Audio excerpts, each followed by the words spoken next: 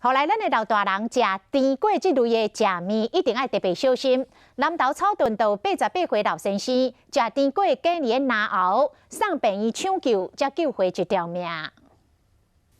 消防队员对厝内领出一名88岁老先生，伊目睭刻刻，而且呼吸心跳非常弱，规身躯拢高高。帮他测量他的脉搏啊，还有呼吸，但是他的呼吸就慢慢减缓，然后脸色也开始苍白，然后叫了啊，然后也没反应。老先生食甜粿去检调咧，调伫气管的，情况真危急。消防警员用哈姆立克方法，要让老先生甲甜粿吐出来，不过无效。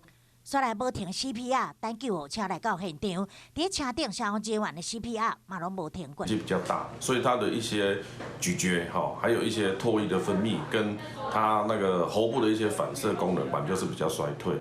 医师提醒老大人食甜粿，上好是爱配茶，而且切较细块咧，爱慢慢煲较久咧，量嘛袂用个伤济，若无真容易检调，调伫气管的风险。